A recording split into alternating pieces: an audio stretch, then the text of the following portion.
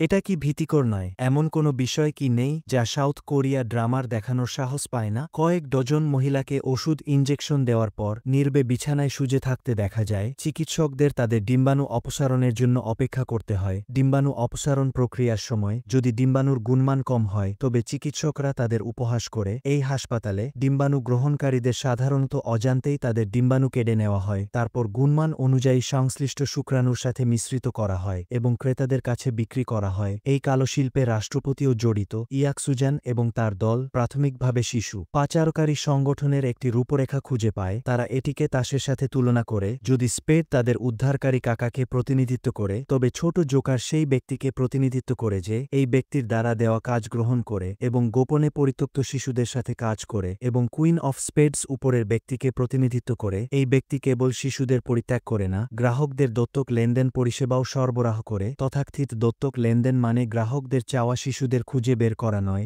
বরং শুক্রাণু এবং ডিম্বাণুর সংমিশ্রণের মাধ্যমে কৃত্রিমভাবে শিশু তৈরি করা। যেমন নিলামকারী বলেছিল, জৈবিক পিতামাতারা এমনকি এই শিশুদের অস্তিত্ব সম্পর্কেও জানে না এবং সমস্ত ডিম্বাণু দাতাদের অজান্তেই অবৈধভাবে সংগ্রহ করা হয়। এই সংস্থাটি একটি শিশু কারখানার মতো, যেখানে জীবনের জন্ম আর পতন যান্ত্রিকভাবে পরিচালিত হয়। কারখানাটি কোথায় অবস্থিত তা খুঁজে বের করার জন্য ইয়াক সুজান ডিম্বাণু দাতাদের কাছ থেকে শুরু করার সিদ্ধান্ত নিয়ে ছদ্মবেশ ধারণ করার পর তিনি গোপনে একজন মহিলাকে পর্যবেক্ষণ করে আর দেখতে পান যে তার কাছে একটি কালো কার্ড রয়েছে আর তারপরে একটি গাড়িতে উঠেছে। পরের দিন ইয়াক সুজান আবার বারে আসে। মহিলাটি টয়লেটে গেলে তার ব্যাগ নিয়ে নেয় আর কার্ড ব্যবহার করে গাড়িতে প্রবেশ করে। ইয়াক সুজানের পরিহিত চশমায় একটি অদৃশ্য ক্যামেরা ছিল, যার মাধ্যমে ঝু আন আর অন্যরা তার দৃষ্টিকোণ থেকে সবকিছু দেখতে পাচ্ছিল। ইয়াক সুজান সেই মেয়েদের অনুসরণ করে পঞ্চম তলায় আসে। হাসপাতালের ঘোষণা শোনা যায়। তাদের জানানো হয় যে আজকের গবেষণা প্রায় 2 ঘন্টা চলবে। এটি ব্যক্তির শারীরিক অবস্থার উপর নির্ভর করে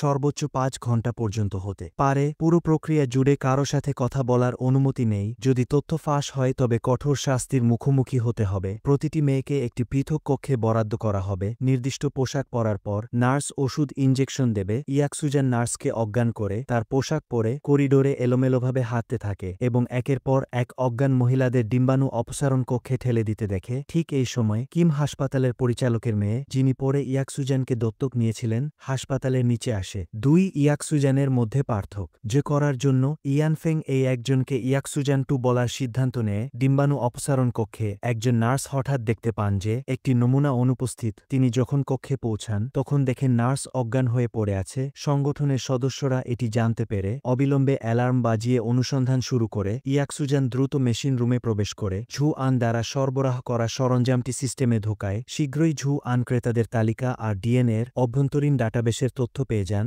সহজ কথায় তারা ডিএনএর সুবিধা আর অসুবিধাগুলিকে শ্রেণীবদ্ধ করে এবং গ্রাহকের চাহিদা অনুযায়ী শিশু তৈরি করে। যখন ইয়াক সুজান ঝু আনের নির্দেশ অনুযায়ী অন্য জায়গায় যাওয়ার প্রস্তুতি নিচ্ছিল, হঠাৎ একজন মহিলা এসে তাকে পরীক্ষার প্রক্রিয়া ব্যাখ্যা করার জন্য ভিতরে যেতে বল। ইয়াক সুজান আর ইয়াক সুজান 2 এর দেখা হয়।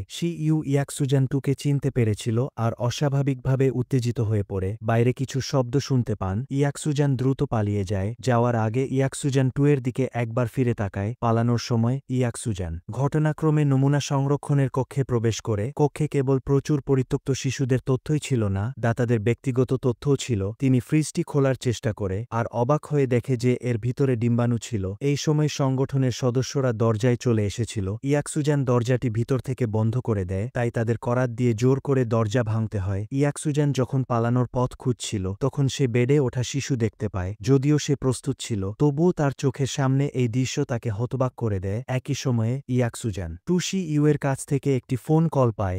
ইউ তাকে সাহায্য করার জন্য অনুরোধ করে আর তাকে নিচে দেখা করতে বলে। যখন মেয়ের ঝেং তার লোকদের নিয়ে প্রবেশ করে, ইয়াক সুজান ইতিমধ্যেই বায়ু চলাচল নালীর মাধ্যমে পালিয়ে যায়। মেয়ের ঝেং এটি দেখে অবিলম্বে ভবনটি সিল করে দেন এবং সবাইকে একত্রিত হতে বলে। তাদের মধ্যে মিশে থাকা ইয়াক সুজান বুঝতে পারে যে সে আর লুকিয়ে থাকতে পারবে না। সে সরাসরি বন্দুক বের করে তাদের সাথে গুলি চালায়। পালানোর সময় ইয়াক সুজান আবার নমুনা কক্ষে ফিরে আসে। কোণঠাসা হয়ে সে একটি বোমা বের করে সরাসরি গুলি করে বিস্ফোরণ ঘটায়। এই সময় সে তার আসল মা কিম পরিচালককে তার দিকে আসতে দেখে। ইয়াক সুজানের মনে অতীতের স্মৃতি ভেসে ওঠে। সে একবার তার মাকে তার বাবাকে হত্যা করতে দেখেছিল। শুধুমাত্র দ্বিতীয় হওয়ার কারণে কিম পরিচালক তাকে আর চায়নি। কিম পরিচালকের উচ্চাকাঙ্ক্ষা কেবল অর্থেই সীমাবদ্ধ ছিল না, সে সর্বোচ্চ ক্ষমতা অর্জন করতে চেয়েছিল। তার হাতে অনেক ক্ষমতা ছিল, তার পেছনে পেছনে একজন ধর্মেয়াজকেরও সমর্থন ছিল, যিনি জনগণকে তার পক্ষে মগজ ধোলাই করত। যদি কোনো কর্মকর্তা কিম পরিচালকের অসন্তুষ্টি ঘটাত, তবে সে তাদের দুর্বলতা ব্যবহার করে হুমকি দিত। কিম পরিচালক তার অধস্তনদের দিয়ে নিজের ডিম্বাণু অপসারণ করে আর রাষ্ট্রপতির শুক্রাণুর সাথে মিশ্রিত করে একটি নিখুঁত শিশু তৈরি করার পরিকল্পনা করে। রাষ্ট্রপতির স্ত্রী ছিলেন এই ক্রেতাদের মধ্যে একজন। কিম পরিচালক প্রকাশ্যে তাকে নিখুঁত শিশু সরবরাহ করলেও আসলে তিনি এই মাধ্যমে রাষ্ট্রপতির স্বামীর শুক্রাণু আর নিজের ডিম্বাণু মিশ্রিত করার সুযোগ খুঁজছিল। রাষ্ট্রপতি কিম পরিচালকের আসল উদ্দেশ্য সম্পর্কে অবগত ছিল না। তিনি এখনও তাকে একজন বিশ্বাসযোগ্য ভালো মানুষ মনে করত। কৃতজ্ঞতা প্রকাশ করার জন্য রাষ্ট্রপতি কিম পরিচালককে প্রতিশ্রুতি দিয়েছিল যে লক্ষ্য অর্জিত হলে তিনি সংশ্লিষ্ট নীতিগুলি সংশোধন করবে। কিম পরিচালক মাটিতে শুয়ে থাকা যন্ত্রণায় কাতরাতে থাকা ইয়াকসুজানকে দেখে বলল, তুমি এখনো বেঁচে আছো কেন? এখানে 4 নম্বর পর্বটা শেষ হয়।